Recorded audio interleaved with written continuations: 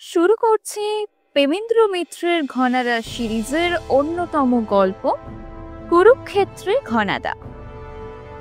ভুল বললেন ঘনাদা। মনে মনে বললাম শুরু হলো ভুল।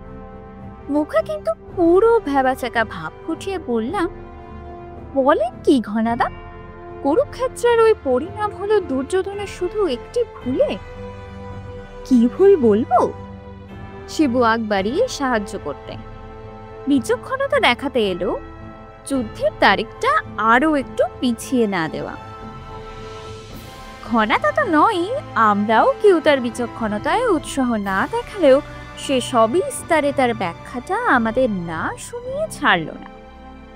এই যেমন আমাদের ইলেকশনে হয়, দেশ চাকিয়ে যারা গতিতে বসে আছে তারা ভাবে তাড়াতাড়ি ইলেকশন করালে নতুন উটকো দল জোগাড় যন্তর করে লড়বার জন্য তৈরি হবার সময়ই পাবে না।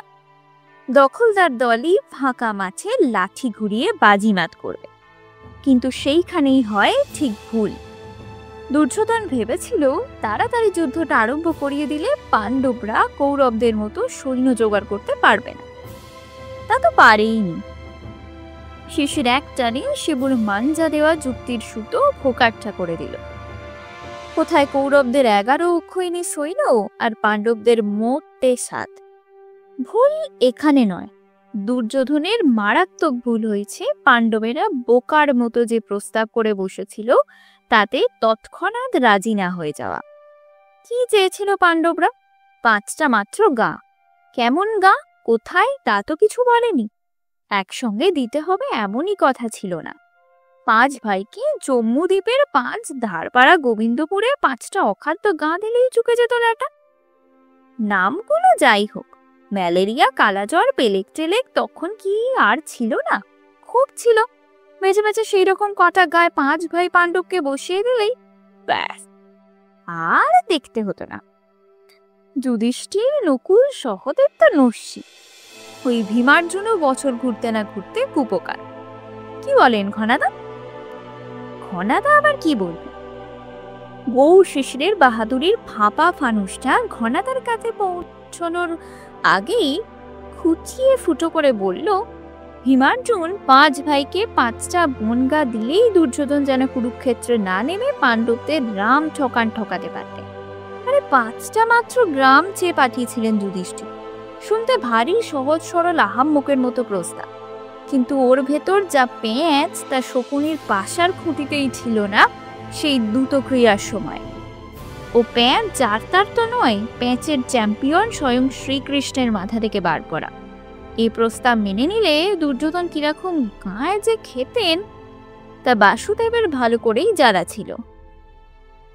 তার প্যাঁচের খেলা শুরু জম্বুদ্বীপের 5 কোণায় 5টি গ্রাম পাবার পর।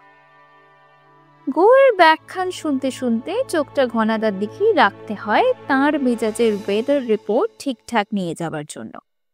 তার দান ফেলতে দেরি করে দেবার জন্য একটু আধটু তাতলে ক্ষতি তো নেই, বরং গরম হলে তুবড়ি ছুটবে ভালো বলে একটু তাতাতেই হয়, কিন্তু তাতাতে গিয়ে তেতো না হয়ে যায় সেটাও খেয়াল রাখা চাই। ঘনাদার একটু যেন সেরকম ভাবগতিক দেখে গৌরকে একটু তাড়া দিতে হলো। প্যাঁচটা কি কেষ্ট ঠাকুরের? 5 গায়ের প্রত্যেকটিতে পাণ্ডব ভবন বসে পাণ্ডব কীর্তি কাহিনী শুনিয়ে শুনিয়ে দুর্যোধনের বিরুদ্ধে খেপানো? গৌর একেবারে কৌটিল্য সেজে বললে, করিডর দাবি। করিডর দাবি? আমরা যথাবিহিত তার যথোচিত হতভম্ব। হ্যাঁ, করিডরই। গৌর বিশদ হলো।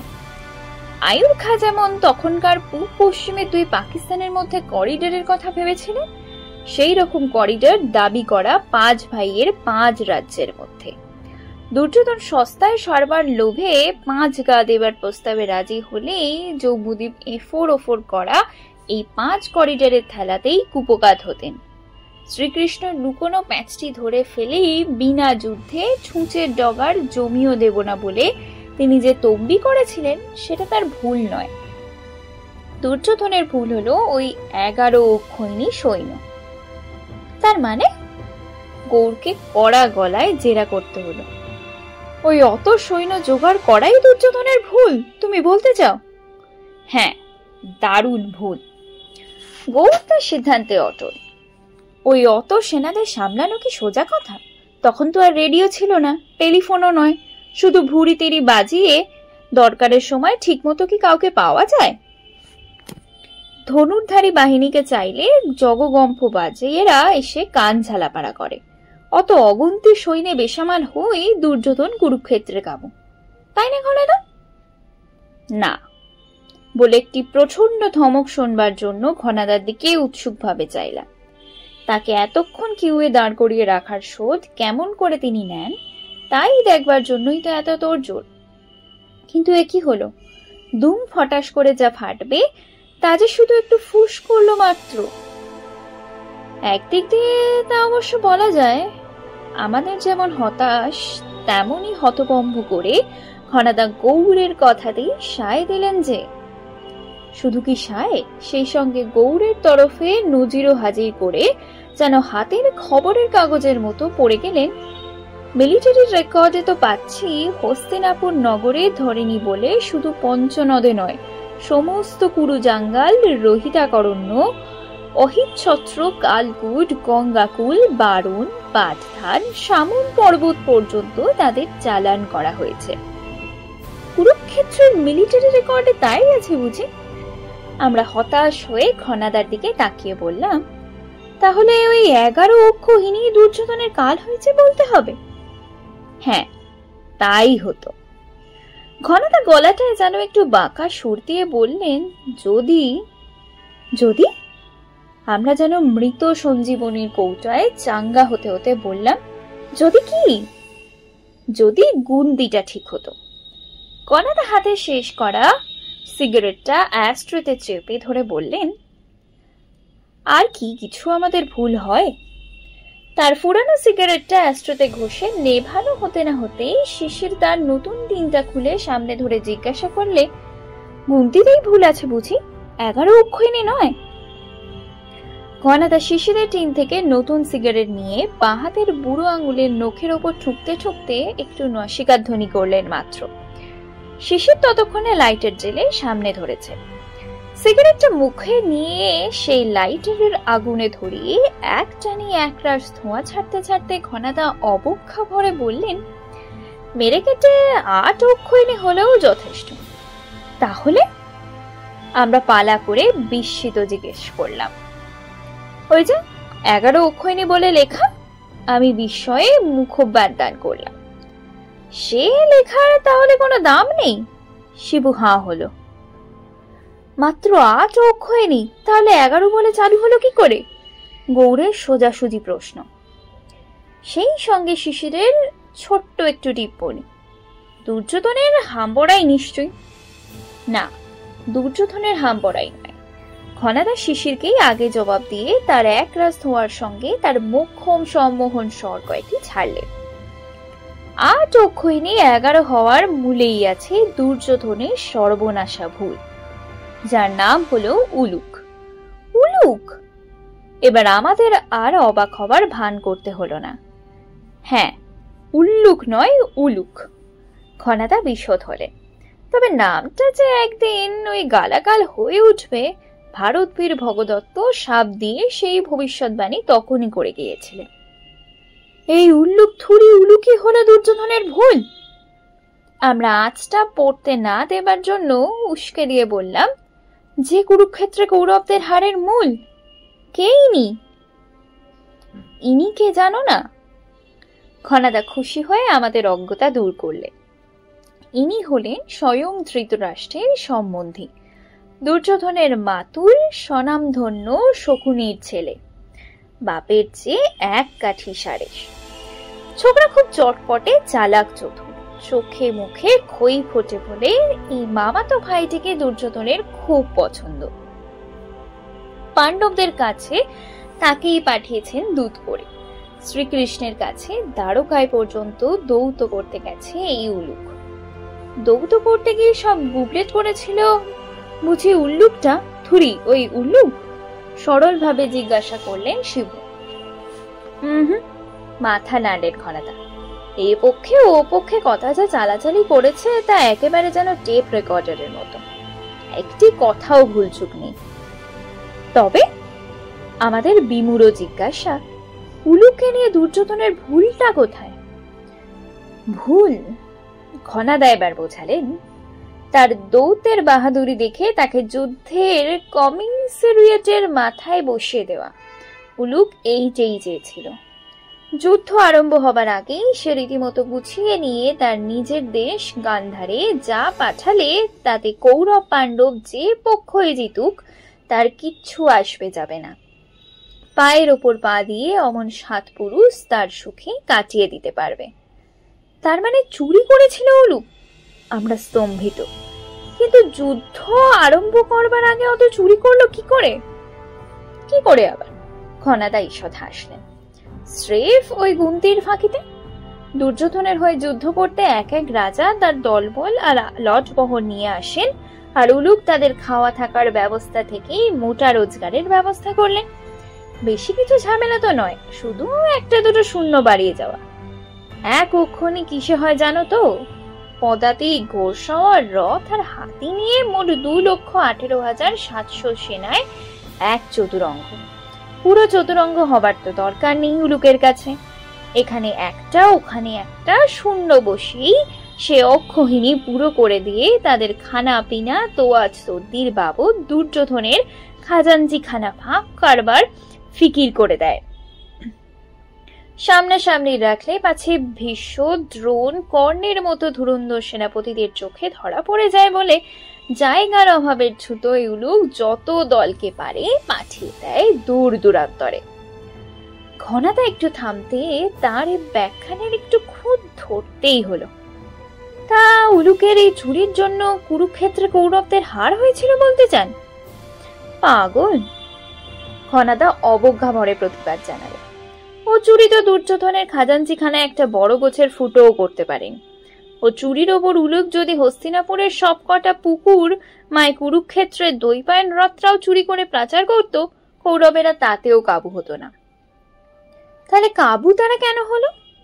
আমরা যুক্তি দেখালাম, গুন্তির ফাঁকিটাকে সব বাদ দিয়ে ধরেও দুর্যোধনের পক্ষে মোটমাট 8 অক্ষয়িনী তো ছিল, পাণ্ডবদের চেয়ে পুরো 1 অক্ষয়িনী বেশি।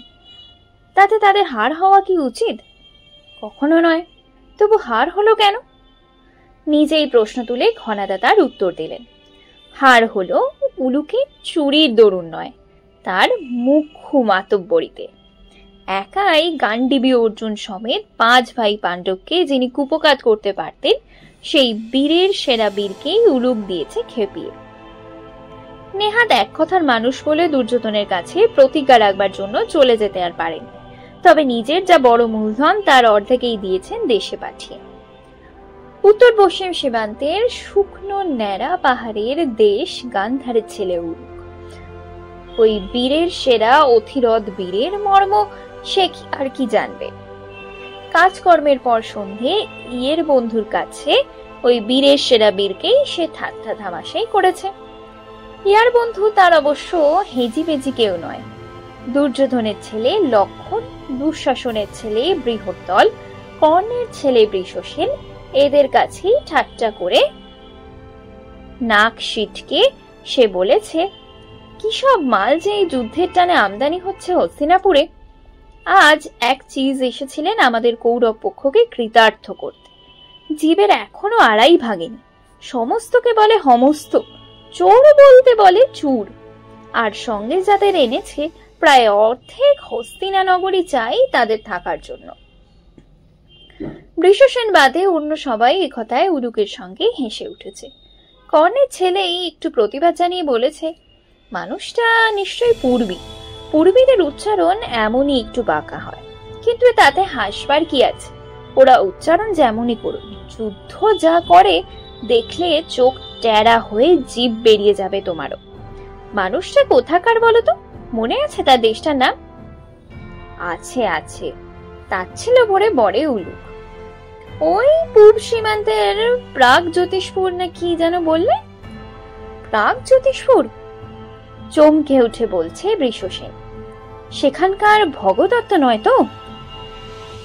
হ্যাঁ হ্যাঁ, ভগদত্তই যেন বলছিল নামটা।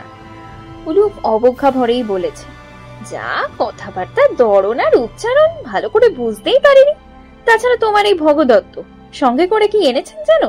একটি দুটি নয়, দুয়েক এক হাতির পাল। সেই হাতির পালের জন্য জায়গা দিতে হবে বলে শুনে বলছি। অত হাতির আমাদের কিছু দরকার নেই। তুমি তাই বললে? উলুকের দিকে তাজ্জব হয়েছে, হতাশ সুরে বলেছে বৃষসেন। প্রাগজ্যোতিষপুরের ভগদত্তকে তুমি বললে যে তার হাতিতে আমাদের দরকার নেই?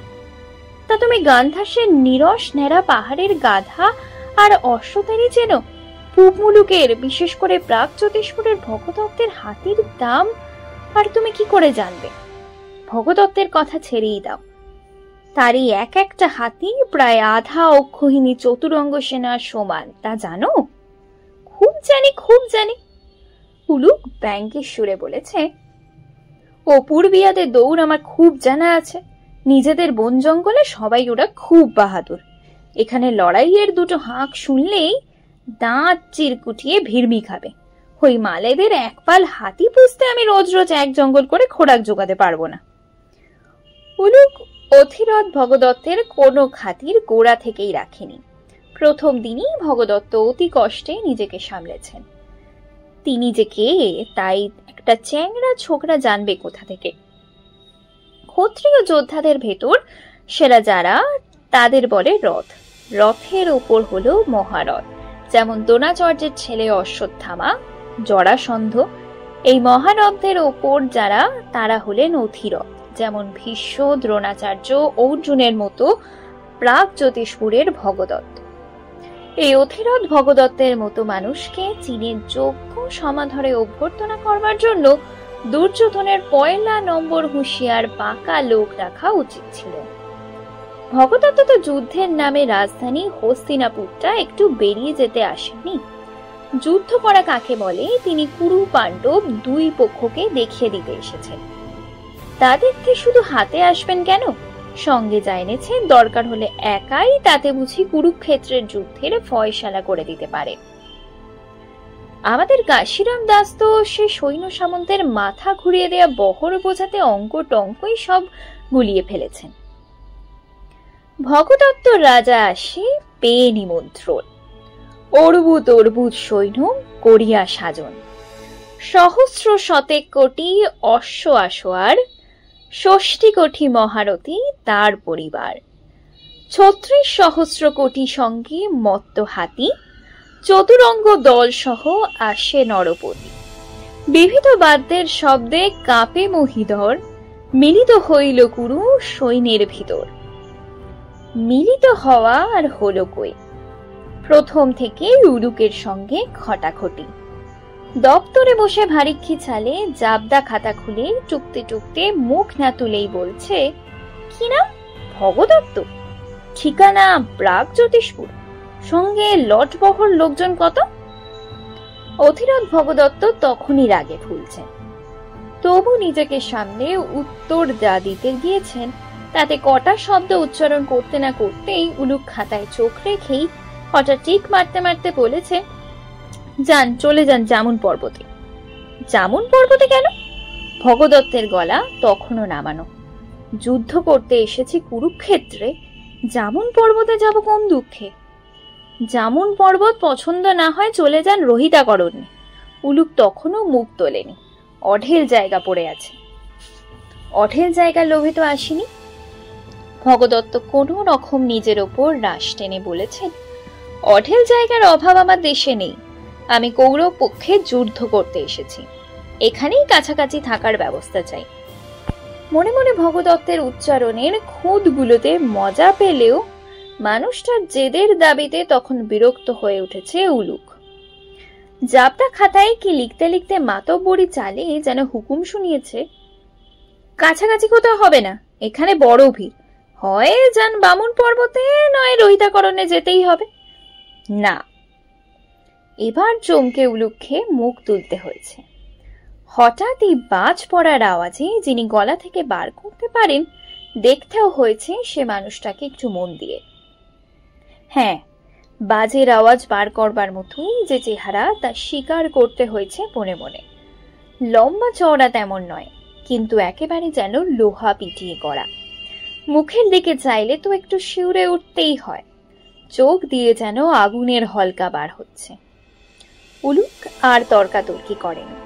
হস্তিনাপুরের কাছেই জায়গা দিয়েছে প্রাগ জ্যোতিষপুরের ভগদত্তকে, কিন্তু সেই জায়গায় তার সৈন্য সামন্ত আর হাতির পালা নিয়ে কুলোবে কেন?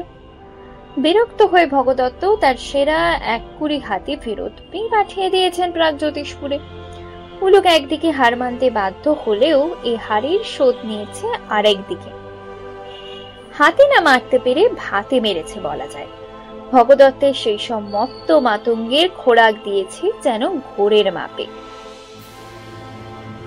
এই নিয়ে ভগদত্তকে প্রায় রোজ আসতে হয়েছে উলুকের কাছে নালিশ জানাতে। শকুনির ছেলে উলুক এখন ভগদত্তের সামনে যেন ননির মতো নরম। হাত জোর করে নালিশ শুনে তার অনুচরদের লোক দেখানো গালাগাল দেয়, কিন্তু হাতিদের খোরাকের ব্যবস্থা থাকে যথাপূর্ব।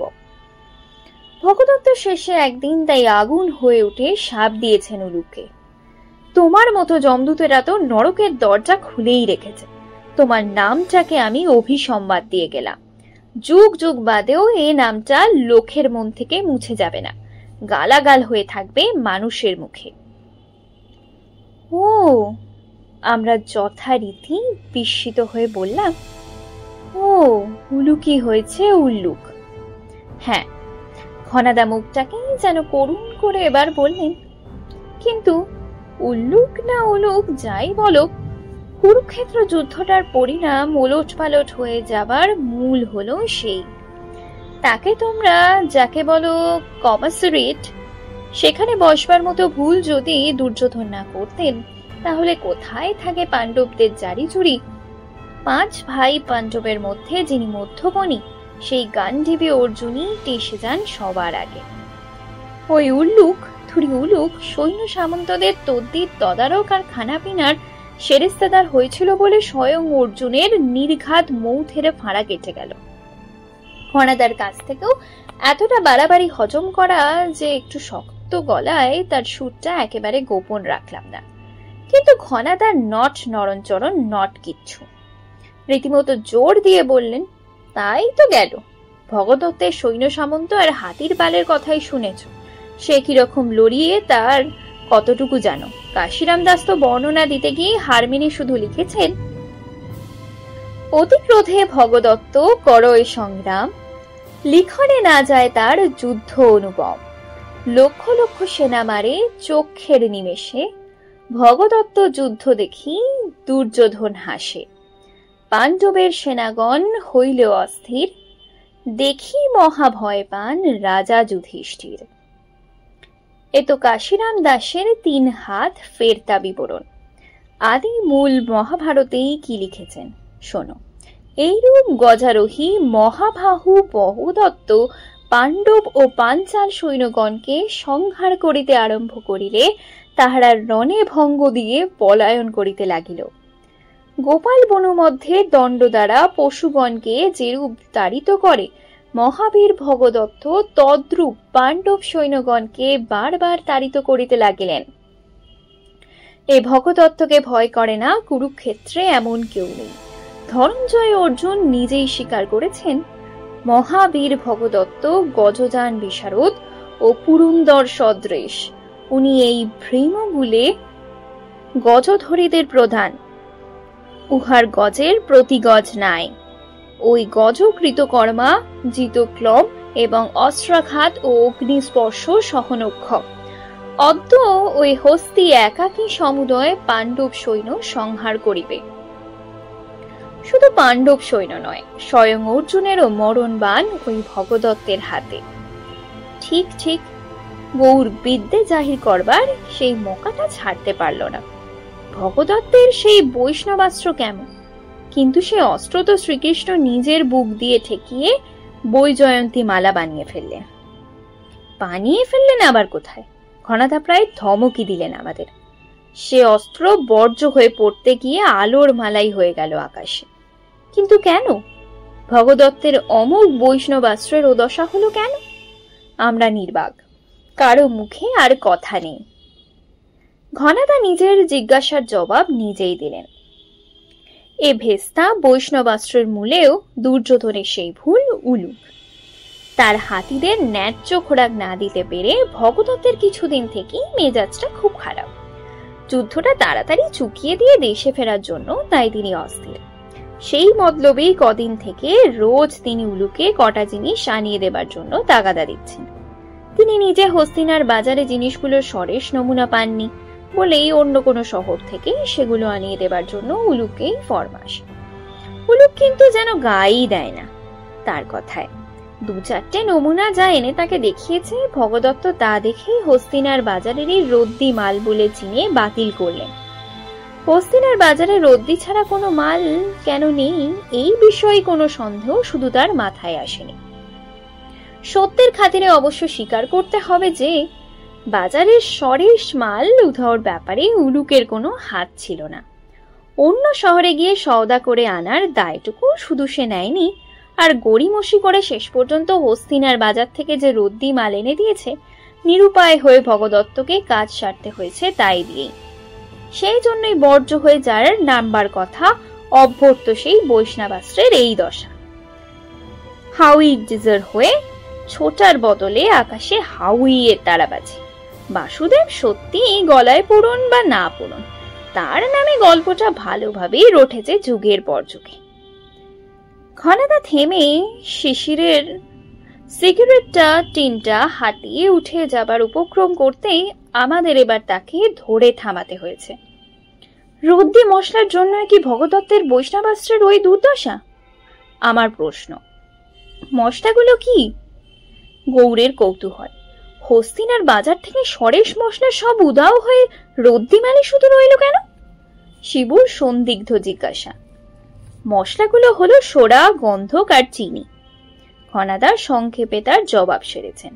মশলা বাজে হওয়ায় কামানের বারুদের কাজ না হয়ে তাতে শুধু তারাবাজির হাউই উড়েছে, আর বৈষ্ণবাস্ত্রের মশলা জেনে তা ভুন্ডুল করবার জন্য স্বয়ং কেশব বাসুদেবী বাজার থেকে সব সরেস মাল আগে থাকতে সরিয়ে ফেলেছেন।